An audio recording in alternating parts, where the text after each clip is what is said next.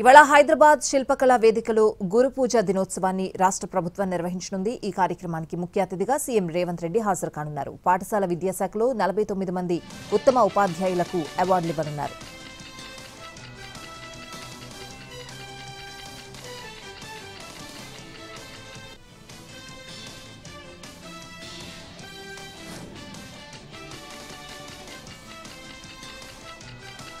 ఇవాళ ఉదయం 10 గంటలకు సీఎం చంద్రబాబు అమరావతి నుంచి విశాఖ పర్యటనకు వెళ్లనున్నారు. వైజాగ్లో ఇంటర్నేషనల్ మీడియేషన్ కాన్ఫరెన్స్ కు ఆయన హాజరు కానున్నారు. సాయంత్రం తిరిగి అమరావతికి చేరుకోనున్నారు సీఎం చంద్రబాబు. అలాగే సాయంత్రం 6 గంటలకు విజయవాడలో జరగనున్న టీచర్స్ డే కార్యక్రమంలో పాల్గొననున్నారు.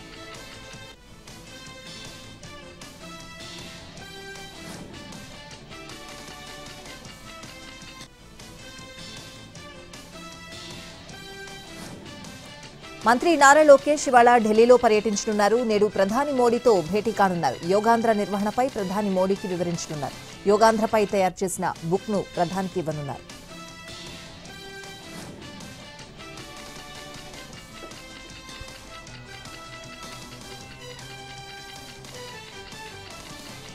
ఎస్ఎల్బీసీ పూర్తికి తెలంగాణ ప్రభుత్వం డెడ్ లైన్ పెట్టింది. 2027 డిసెంబర్ 9లోగా పూర్తి చేయాలని సీఎం రేవంత్ ఆదేశించారు. కాంట్రాక్టర్ ఒక్కరోజు పనులు ఆలస్యం చేసినా ఊరుకునేది లేదన్నారు. శ్రీశైలం నుంచి అక్కంపల్లి రిజర్వాయర్ వరకు ఉన్న సమస్యలపై తక్షణమే సమాచారం ఇవ్వాలని, ఎస్ఎల్బీసీ పనులకు గ్రీన్ ఛానల్లో నిధులివ్వడానికి ప్రభుత్వం సిద్ధంగా ఉందన్నారు సీఎం.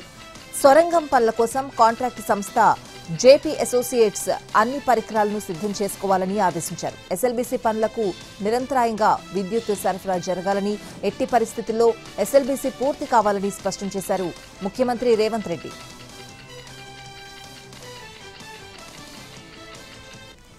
కామారెడ్డి వరద ప్రభావిత ప్రాంతాల్లో సీఎం రేవంత్ రెడ్డి పర్యటించారు. కామారెడ్డిలో దెబ్బతిన్న రోడ్లు, పంట పొలాలు, కాలనీలను పరిశీలించారు. వరద బాధితులు, పంట నష్టపోయిన రైతులతో మాట్లాడి వారి సమస్యలు అడిగి తెలుసుకున్నారు.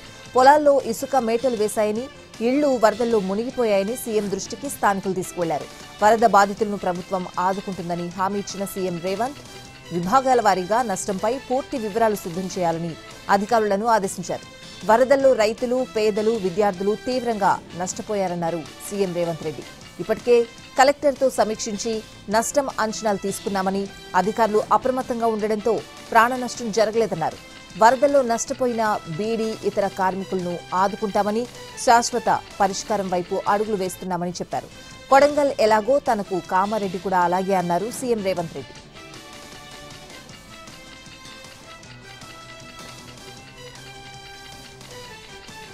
కామారెడ్డి, నిజామాబాద్ సహా 7 జిల్లాల్లో జరిగిన వరద నష్టంపై కేంద్ర హోంశాఖ మంత్రి అమిత్ షాకు ప్రాథమిక నివేదిక అందజేసింది తెలంగాణ ప్రభుత్వం.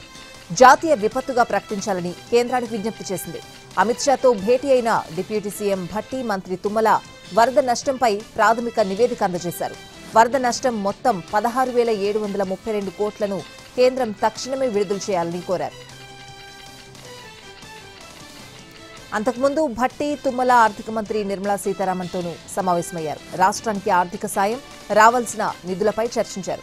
జీఎస్టీ సంస్కరణలతో రాష్ట్రానికి తగ్గే ఆదాయంపై చర్చించారు. రాష్ట్రంలో ఆర్థిక పరిస్థితులు, లోన్ రీస్ట్రక్చరింగ్ వంటి అంశాలపై చర్చించారు. తెలంగాణలో విస్తారంగా పండించే పామ్ ఆయిల్ పై సుంకాలు తగ్గించాలని కోరారు. యంగ్ ఇండియా ఇంటిగ్రేటెడ్ స్కూల్స్ కు ప్రత్యేక ఆర్థిక సాయం అందించాలని అభ్యర్థించారు.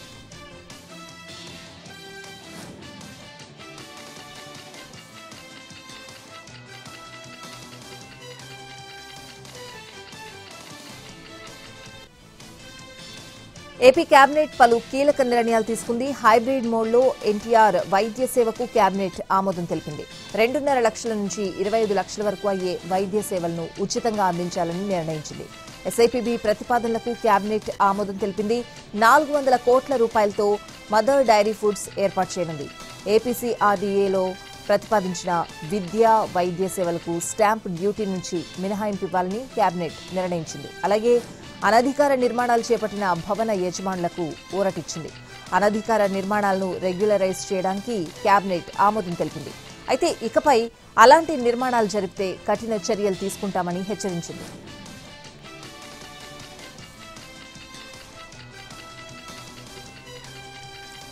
మంత్రుల వ్యవహార శైలిపై సీఎం చంద్రబాబు సీరియస్ అయ్యారు. వైసీపీ విమర్శలను మంత్రులు తిప్పికొట్టడం లేదని అసంతృప్తి వ్యక్తం చేశారు. యూరియాపై దుష్ప్రచారాలను ఖండించాలని మంత్రులను ఆదేశించారు. ఇన్ఛార్జి మంత్రులు బాధ్యతలు తీసుకోవాలని సూచించారు.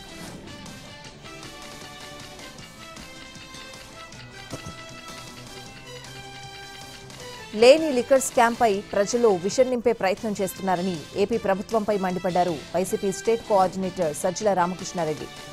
భీమ్ కంపెనీకి అసలు బ్యాంక్ అకౌంటే లేదన్నారు. తన కుమారుడిపై వస్తున్న ఆరోపణల్లో వాస్తవం లేదన్నారు.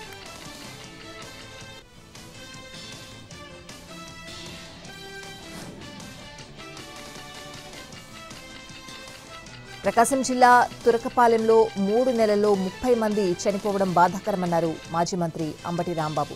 గ్రామంలో ప్రజలకు 3 నెలల నుంచి జ్వరాలు రావడం, ఆసుపత్రిలో చేరడం, చనిపోవడం జరిగిందని అన్నారు. వరుస మరణాలపై ప్రభుత్వం వెంటనే చర్యలు చేపట్టాలని ఆయన డిమాండ్ చేశారు. నీటి కాలుష్యం జరిగిందని తమ దగ్గర సమాచారం ఉందన్నారు. గ్రామంలో సంజీవయ్య కుంటలోని నీటిని వాటర్ ట్యాంక్ ద్వారా సరఫరా చేస్తున్నారని చెప్పారు. అయినా నీటి సరఫరా సక్రమంగా జరగడం లేదని ఆరోపించారు. తురకపాలెంలో బోర్లు వేసి గుంటూరులో నీటిని అమ్ముతున్నారని అన్నారు. మృతుల కుటుంబాలకు ఎక్స్గ్రేషియా ఇవ్వాలని ప్రభుత్వాన్ని డిమాండ్ చేశారు.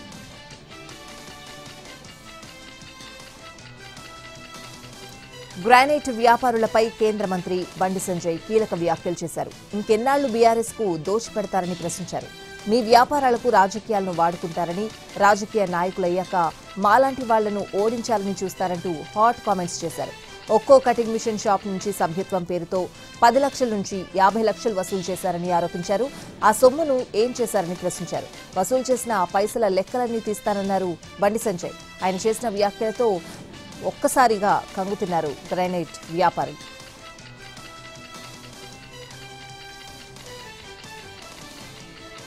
అవినీతి పరులకు బీజేపీలో స్థానం లేదన్నారు ఆ పార్టీ తెలంగాణ అధ్యక్షుడు రామచంద్రరావు.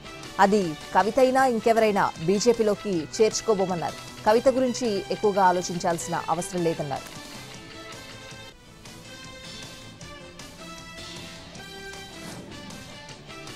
ఆంధ్రప్రదేశ్లో స్థానిక సంస్థల ఎన్నికల కసరత్తు ముమ్మరమైంది.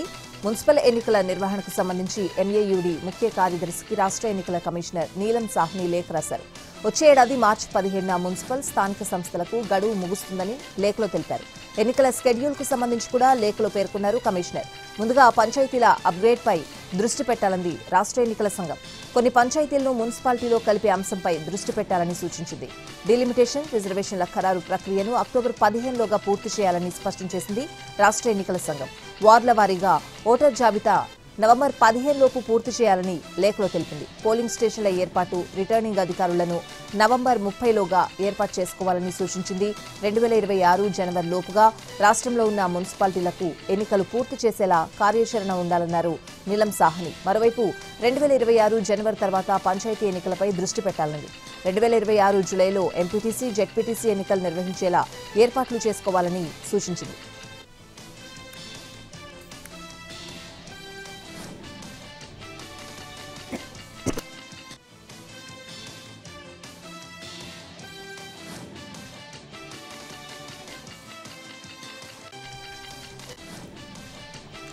సుగాలి ప్రీతి విషయంలో సీబీఐ డైరెక్టర్కు లేఖ రాయాలని సీఎం చంద్రబాబు నిర్ణయించారు. సీబీఐకి లేఖ పంపించాలని అధికారులకు ఆదేశాలు జారీ చేశారు. లేఖ పంపించిన అనంతరం ప్రభుత్వం ఉత్తర్వులు జారీ చేసే అవకాశం ఉంది. కేబినెట్ భేటీ తర్వాత మంత్రులతో మాట్లాడిన సీఎం చంద్రబాబు సుగాలి ప్రీతి కేసును సీబీఐకి అప్పగించిన విషయాన్ని ప్రస్తావించారు. సుగాలి ప్రీతి కుటుంబానికి అండగా ఉన్నందుకు తనను టార్గెట్ చేస్తున్నారని డిప్యూటీ సీఎం పవన్ కళ్యాణ్ అన్నారు. స్వార్థ రాజకీయాల కోసం చేసే విష ప్రచారాన్ని ధీటుగా తిప్పికొడతామన్నారు.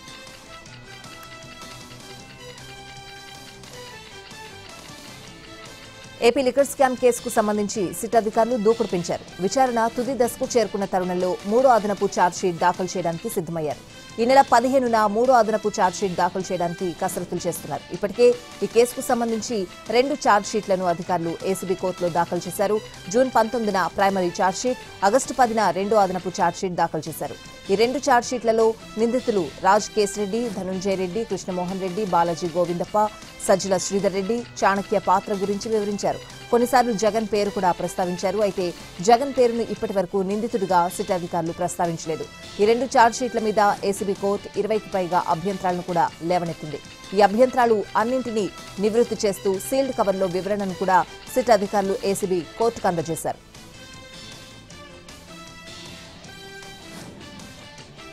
హైదరాబాద్లో డ్రగ్ ముఠా గుట్టురట్టయింది. కొందరు హోమోసెక్షువల్ డ్రగ్స్ తీసుకుంటూ పట్టుబడ్డారు. వీరంతా గ్రిండర్ అనే యాప్ ద్వారా డ్రగ్స్ కొనుగోలు చేశారు. 8 మంది డ్రగ్స్ వినియోగదారులతో పాటు వీరికి డ్రగ్స్ సరఫరా చేస్తున్న ఓ నైజీరియన్ను అరెస్ట్ చేశారు ఈస్ట్ జోన్ టాస్క్ ఫోర్స్ పోలీసులు. 100 గ్రాముల ఎండీఎంఏ డ్రగ్స్ స్వాధీనం చేసుకున్నారు. డ్రగ్స్ కన్స్యూమర్లంతా హోమోసెక్షువల్ కు అలవాటు పడ్డవాళ్లని, వారిలో కొందరికి హెచ్ఐవీ పాజిటివ్ కూడా ఉందని డీసీపీ బాలస్వామి చెప్పారు.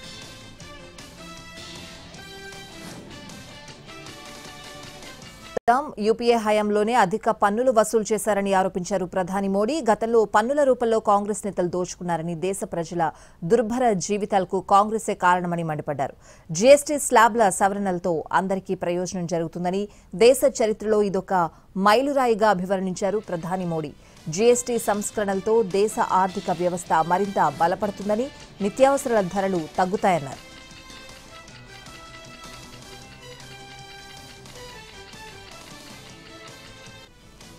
దేశ ప్రజలకు దీపావళి పండుగ ముందే ఆనందం వచ్చిందని ప్రధాని నరేంద్ర మోడీ అన్నారు. ప్రజలకు అనుకూలంగా వెళ్లడమే తమ ప్రభుత్వ విధానమని స్పష్టం చేశారు. జీఎస్టీ సంస్కరణలతో పౌరుల జీవన నాణ్యత మెరుగుపడుతుందని అన్నారు.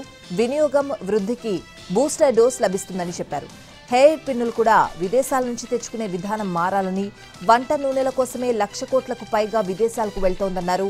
ఆ 1,00,000 కోట్లు మన దగ్గరే ఉంటే మంచి పాఠశాలలు నిర్మించొచ్చని అన్నారు.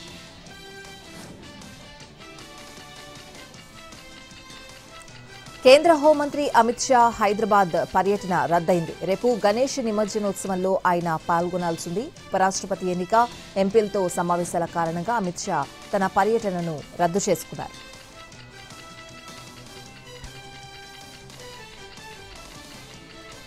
జీఎస్టీపై కేంద్ర ప్రభుత్వం ఇన్నాళ్లు తప్పుదోవలో వెళ్లిందని కేంద్ర మాజీ మంత్రి చిదంబరం విమర్శించారు. ఆ తప్పును గ్రహించి ఇప్పుడు యూటర్న్ తీసుకుందని అన్నారు. జీఎస్టీ హేతుబద్ధీకరణ రేట్లు తగ్గించడాన్ని స్వాగతిస్తున్నాం, కానీ ఈ నిర్ణయం తీసుకోవడానికి 8 ఏళ్లు పట్టడం చాలా ఆలస్యమే అన్నారు. జీఎస్టీ రూపకల్పన సరిగ్గా లేదని కాంగ్రెస్ గతంలోనే ప్రశ్నించిందని గుర్తు చేశారు.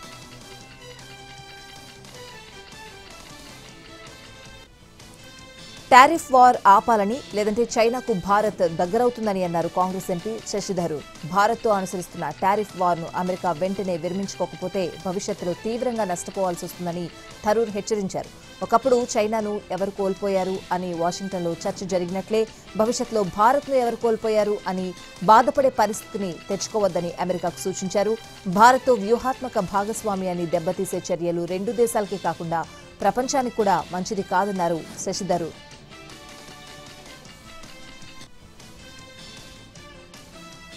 కాంగ్రెస్ సీనియర్ నేత సోనియా గాంధీపై ఓ వివాదం వెలుగులోకొచ్చింది. ఆమె భారతీయ పౌరసత్వం పొందక ముందే, అంటే 1980లోనే ఓటర్ల జాబితాలో ఆమె పేరు ఉందని ఆరోపిస్తూ ఢిల్లీ రౌస్ ఎవెన్యూ కోర్టులో ఓ పిటిషన్ దాఖలైంది. 1983లో సోనియా అధికారికంగా భారత పౌరసత్వం పొందినట్లు డాక్యుమెంట్లు చెప్తున్నాయి. కానీ అంతకుముందే ఆమె ఓటర్ ఎలా అయ్యారనే సందేహంతో ఈ పిటిషన్ దాఖలైంది. వికాస్ త్రిపాఠి అనే వ్యక్తి ఈ పిటిషన్ను కోర్టులో దాఖలు చేశారు. ఆమెకు అప్పట్లో ఏ డాక్యుమెంట్లున్నాయని, ఆ సమయానికి పౌరసత్వం లేని స్థితిలో ఓటర్ల జాబితాలో ఆమె పేరు ఎలా వచ్చిందని ప్రశ్నించారు. పిటిషన్పై అదనపు chief judicial magistrate Vaibhav Chaurasia విచారణ జరిపారు. తదుపరి విచారణను సెప్టెంబర్ 10కి వాయిదా వేశారు.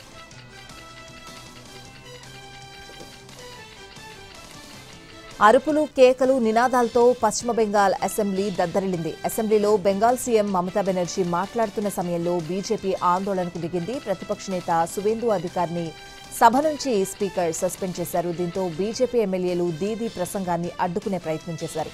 నినాదాలతో హోరెత్తించారు. స్పీకర్ ఎంత వారించినా బీజేపీ సభ్యులు వినకపోవడంతో మార్షల్స్ ను పిలిపించారు. మార్షల్స్ ఎంట్రీతో సభలో తీవ్ర గందరగోళం నెలకొంది. ఇదే సమయంలో ఎమ్మెల్యే శంకర్ ఘోష్ ను సస్పెండ్ చేయడంతో బీజేపీ సభ్యులు ఆందోళన మరింత ఉధృతం చేశారు. అప్పటికి స్పీకర్ ఎంత వారించినా బీజేపీ సభ్యులు వినకపోవడంతో వాళ్లను బయటకు తీసుకువెళ్లాలని మార్షల్స్ కు సూచించారు. దీంతో బీజేపీ ఎమ్మెల్యేలను మార్షల్స్ సభ నుంచి బలవంతంగా బయటకు తీసుకువెళ్లారు. ఈ సమయంలో కాస్త ఉద్రిక్త పరిస్థితి ఏర్పడింది. మార్షల్స్ తీరుపై సభ్యులు తీవ్ర అసహనం వ్యక్తం చేశారు.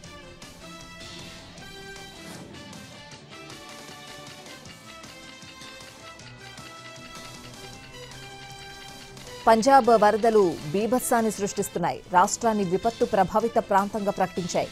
ఇప్పటివరకు 43 మంది వరదల్లో మృతి చెందగా 3.5 లక్షల మందిపై వరద ప్రభావం ఉంది. మొత్తం 23 జిల్లాల్లోని 1655 గ్రామాలు వరదలతో ప్రభావితమయ్యాయి. 1,75,000 హెక్టార్లలో పంటలు దెబ్బతిన్నాయి.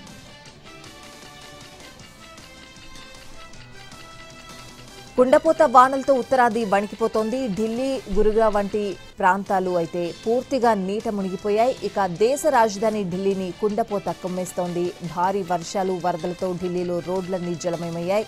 జనజీవనం అస్తవ్యస్తమైంది. ఢిల్లీ వ్యాప్తంగా కురిసిన భారీ వర్షాలకు Safdarjung, Kashmir gate, India gate, cannot place సహా అనేక ప్రాంతాలు నీట మునిగాయి. ఢిల్లీ పూర్తిగా స్తంభించిపోయింది.